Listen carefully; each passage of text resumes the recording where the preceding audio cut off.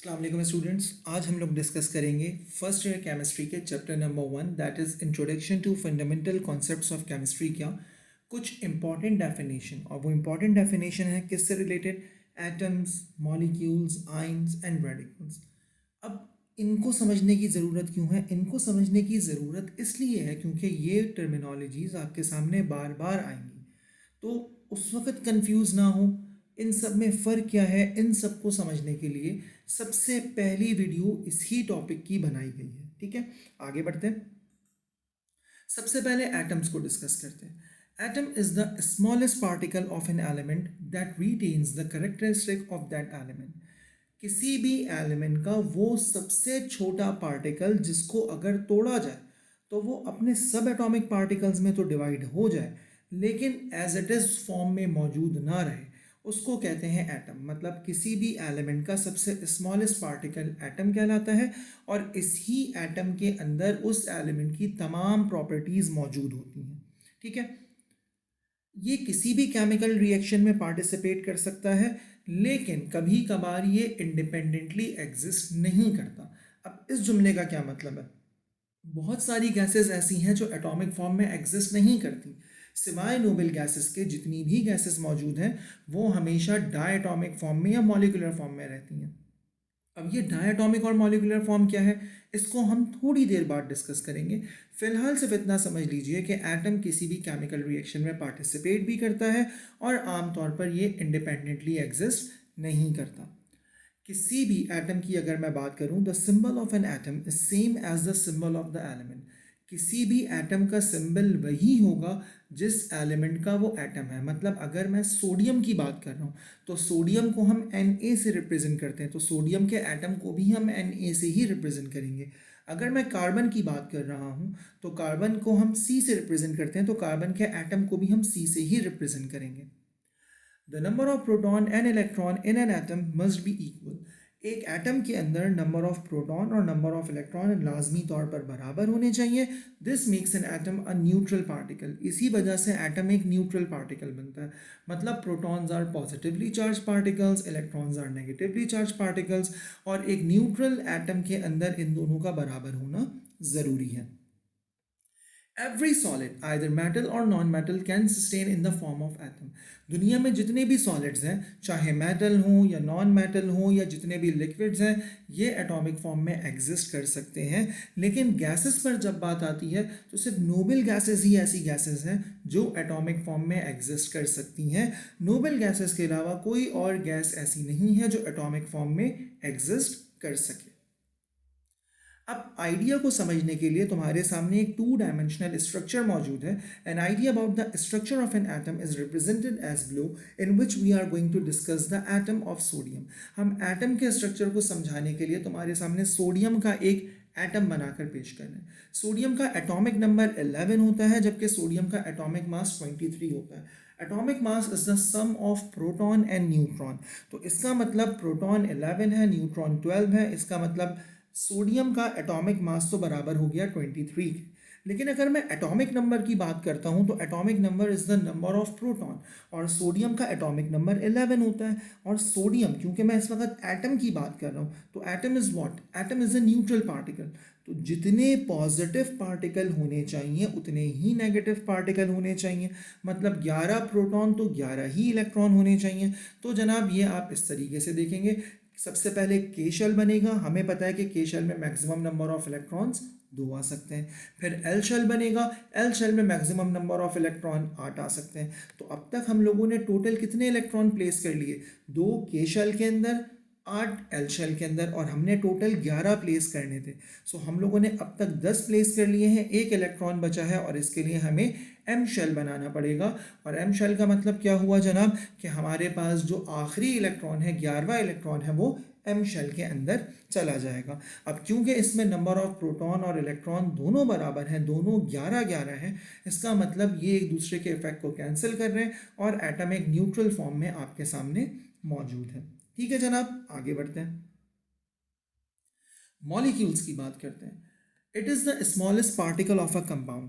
देखो, जब दो या दो से ज़्यादा एटम आपस में मिल जाते हैं तो एक कंपाउंड बनता है, और उस कंपाउंड का जो स्मॉलेस्ट पार्टिकल होता है वो मॉलिक्यूल कहलाता है। जैसे एक एलिमेंट का स्मॉलेस्ट पार्टिकल एटम कहलाता है, एक कंपाउंड का स्मॉलेस्ट पार्टिकल मॉलिक्यूल कहलाता है। ये भी इंडिपेंडेंटली एग्जिस्ट कर सकता है, इट कैन एग्जिस्ट इंडिपेंडेंटली और it can take part in a chemical reaction. मतलब एटम आमतौर पर इंडिपेंडेंटली एग्जिस्ट नहीं करता, लेकिन ये इंडिपेंडेंटली एग्जिस्ट भी करता है और केमिकल रिएक्शन में पार्टिसिपेट भी करता है।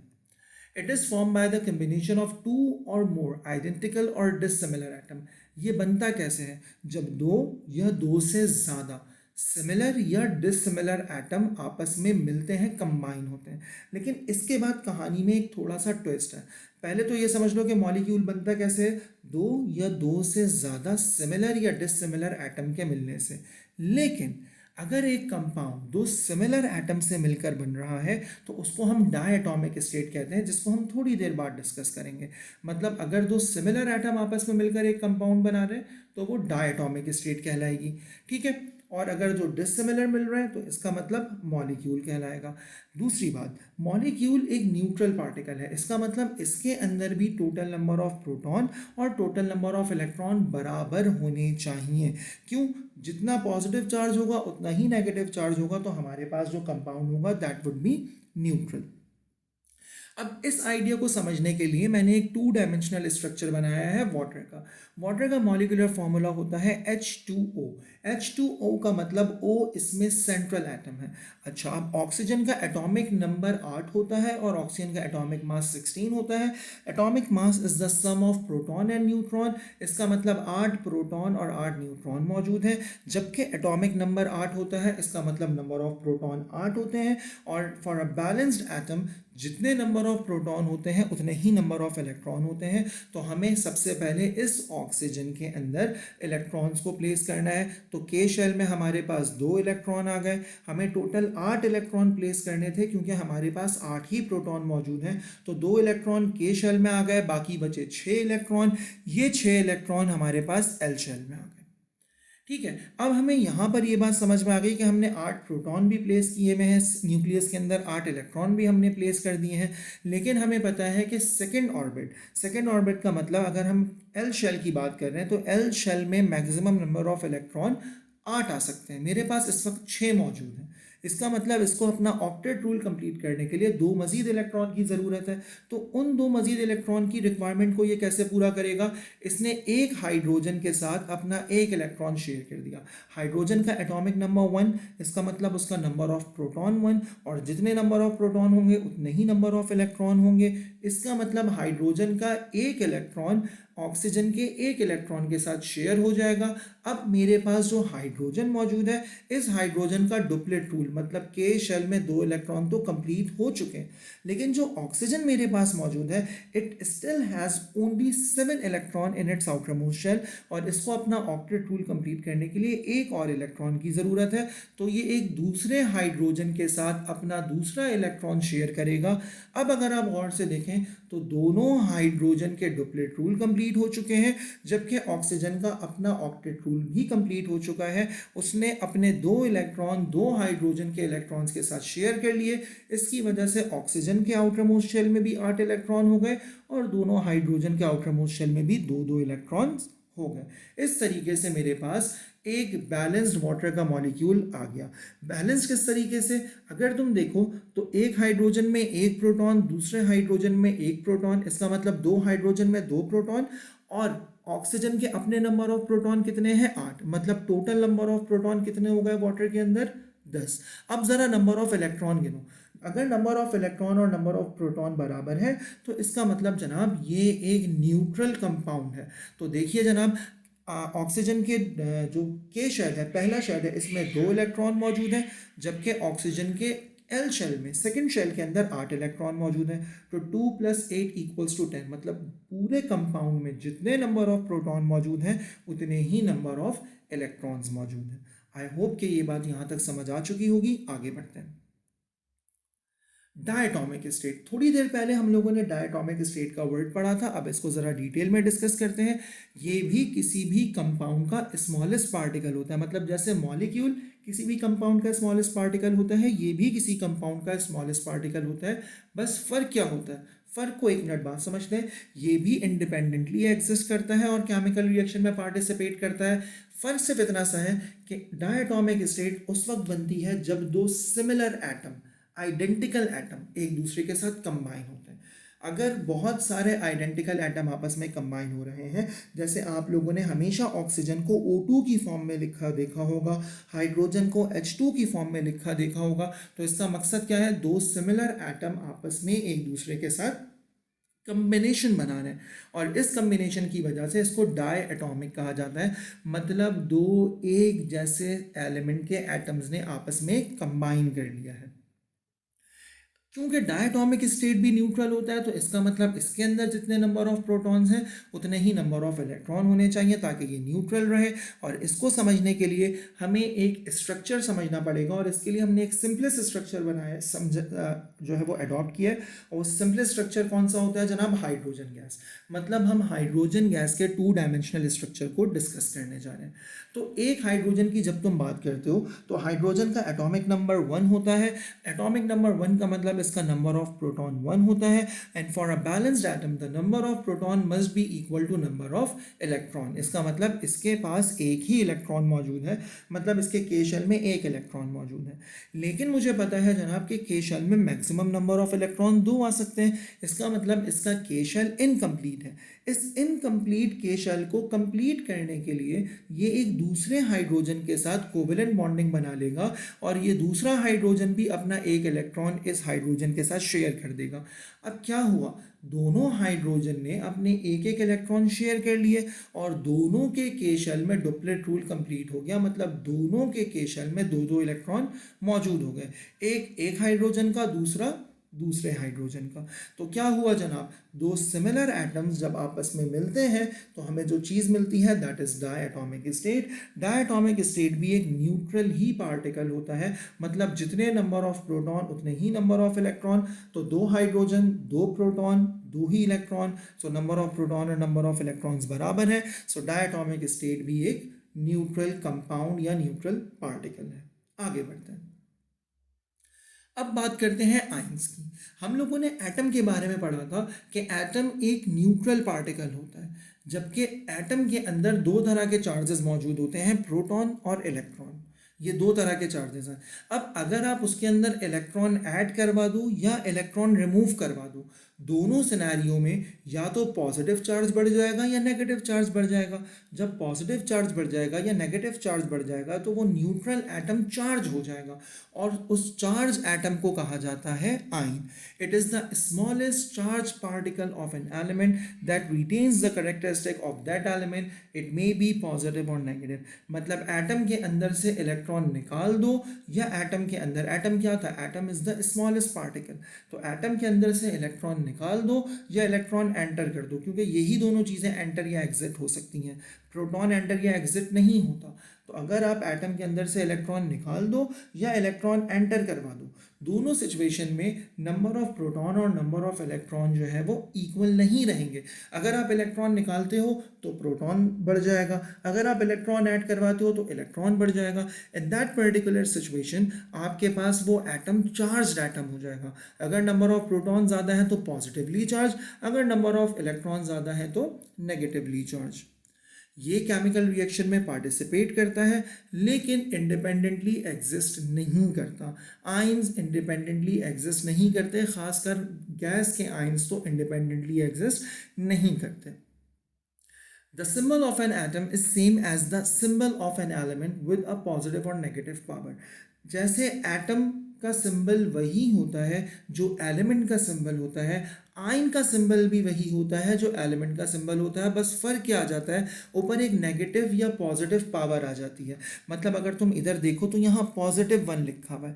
ये +1 क्यों आया है? हम लोगों ने इससे पहले सोडियम के बारे में पढ़ा था, तो सोडियम का एटॉमिक नंबर सोडियम जो है वो एक बैलेंस्ड एटम होता है, मतलब जितने नंबर ऑफ प्रोटॉन उतने ही नंबर ऑफ इलेक्ट्रॉन। अब सोडियम ने जब अपने अंदर से एक इलेक्ट्रॉन निकाल दिया तो इसका मतलब इसके पास एक इलेक्ट्रॉन कम हो गया, एक नेगेटिव चार्ज कम हो गया। इसको दूसरे सिनेरियो में कैसे लिखेंगे, इसके अंदर एक पॉजिटिव चार्ज बढ़ गया। तो ये Na+1 मुझे बता रहा है कि सोडियम ने अपने अंदर से एक इलेक्ट्रॉन निकाल दिया है। अगर यहाँ +2 लिखा हुआ होता तो इसका मतलब उसने 2 इलेक्ट्रॉन निकाल दिए। अगर यहाँ -2 लिखा होता तो इसका मतलब उसने 2 इलेक्ट्रॉन एक्सेप्ट कर लिए हैं। ठीक है, आगे बढ़ते हैं। Number of proton must not be equal to number of electron. क्योंकि मैं चार्ज पार्टिकल की बात कर रहा हूँ, तो चार्ज पार्टिकल का मतलब क्या होता है, पॉजिटिव और नेगेटिव चार्जेस बराबर ना हो, मतलब प्रोटॉन और इलेक्ट्रॉन इक्वल ना हो। जब प्रोटॉन और इलेक्ट्रॉन इक्वल नहीं होंगे तभी एटम एक चार्ज पार्टिकल बनेगा। अगर नंबर ऑफ प्रोटॉन ज़्यादा है तो वो पॉजिटिवली चार्ज बन जाएगा, अगर नंबर ऑफ इलेक्ट्रॉन ज़्यादा है तो नेगेटिवली चार्ज बन जाएगा। ठीक है, इसको समझने के लिए तुम्हें सबसे पहले एक 2 डायमेंशनल स्ट्रक्चर को समझना पड़ेगा। मैंने फिर यहाँ सोडियम को डिस्कस किया है। सोडियम का एटॉमिक मास 23, मतलब 11 प्रोटॉन और 12 न्यूट्रॉन, और सोडियम का एटॉमिक नंबर 11, मतलब number of proton 11, and for a balanced atom number of proton must be equal to number of electron. इसका मतलब आपने 11 ही इलेक्ट्रॉन प्लेस करने हैं। सो के शेल में 2 इलेक्ट्रॉन आ गए, एल शेल में 8 इलेक्ट्रॉन आ गए, जबकि 11वां इलेक्ट्रॉन एम शेल में चला गया। अभी तुम्हें नजर आ रहा है कि जितने नंबर ऑफ प्रोटॉन है उतने ही नंबर ऑफ इलेक्ट्रॉन है, तो मेरे पास ओवरऑल चार्ज 0 के बराबर है। लेकिन प्रॉब्लम यह है कि हर एटम अपने आउटर मोस्ट शेल में 8 इलेक्ट्रॉन अचीव करना चाहता है, ऑक्टेट रूल। सोडियम के आउटर मोस्ट शेल में इस वक्त सिर्फ 1 इलेक्ट्रॉन मौजूद है, इसका मतलब it requires 7 more electron to complete its outer most shell. In that particular scenario ये नामुमकिन है कि कोई भी एटम इसको अपने 7 इलेक्ट्रॉन दे, अलबत्ता अगर ये अपना एक इलेक्ट्रॉन रिमूव कर दे। इन दैट पर्टिकुलर टाइम इसके जब इलेक्ट्रॉन रिमूव होगा, एक ही इलेक्ट्रॉन है आउटर मोस्ट शेल में, जब इलेक्ट्रॉन रिमूव हुआ तो एनर्जी लेवल भी ख़त्म हो गया। जब एनर्जी लेवल भी ख़त्म हो गया तो आपको नज़र आ रहा होगा कि L shell automatically octet rule complete करके बैठा हुआ है। तो जब मैंने इसका आउटर मोस्ट शेल से इसका इलेक्ट्रॉन निकाला, तो जब इलेक्ट्रॉन निकल गया, जब इलेक्ट्रॉन ही मौजूद नहीं है तो एनर्जी लेवल की भी ज़रूरत नहीं है। जब एनर्जी लेवल ख़त्म हो गया, इसका मतलब इसका ऑक्टेट रूल अब कंप्लीट हो चुका है। लेकिन ये ऑक्टेट रूल कैसे कंप्लीट हुआ, एक इलेक्ट्रॉन निकलने की वजह से। अब ज़रा कैलकुलेशन देखो, अब तुम्हारे पास नंबर ऑफ प्रोटॉन्स 11 मौजूद हैं, जबकि नंबर ऑफ इलेक्ट्रॉन्स 10 मौजूद हैं। तो +11 - 10 बराबर होता है +1 के।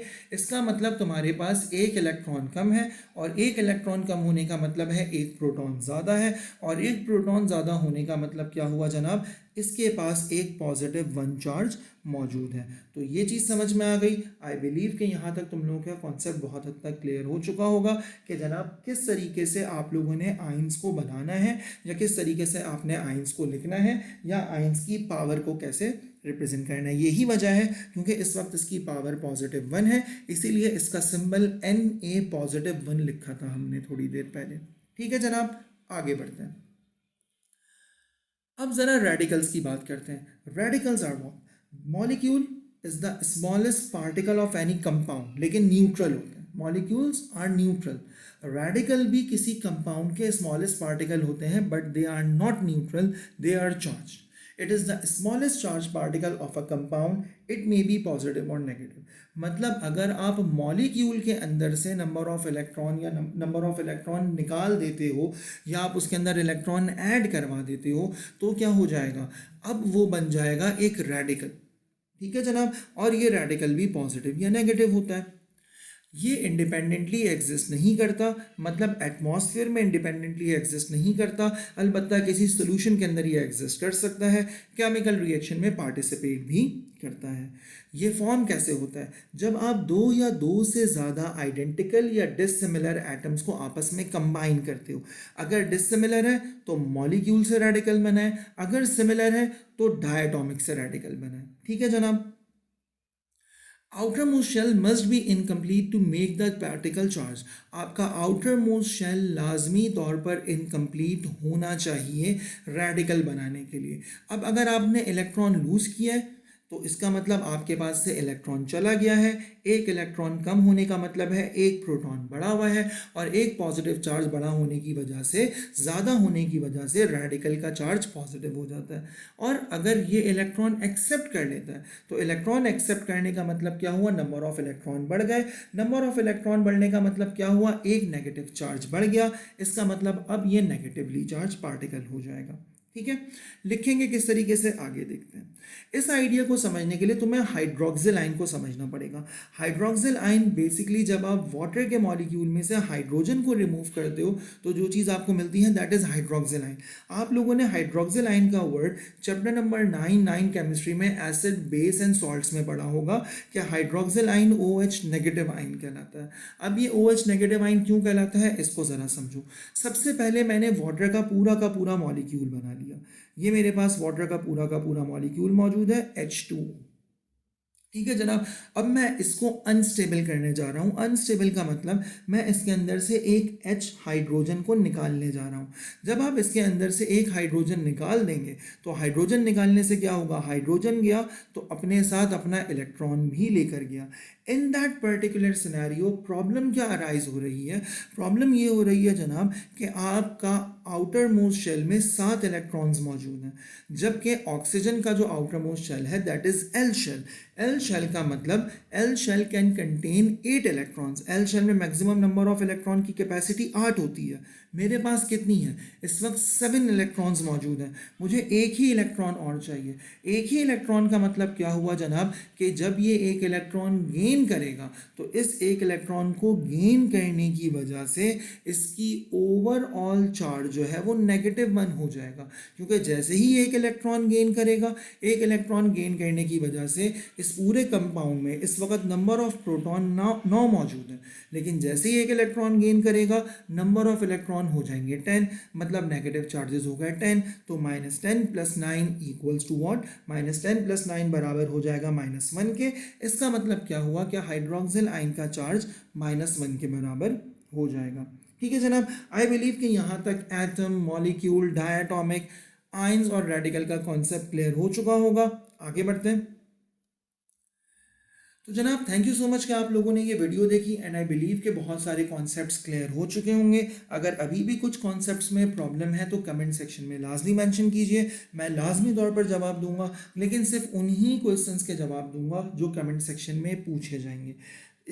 इसके अलावा हमारे पास जो हमारा एक वीडियो सेशन होगा उसके अंदर अगर कोई सवाल हो तो आप वहाँ पर पूछ सकते हैं।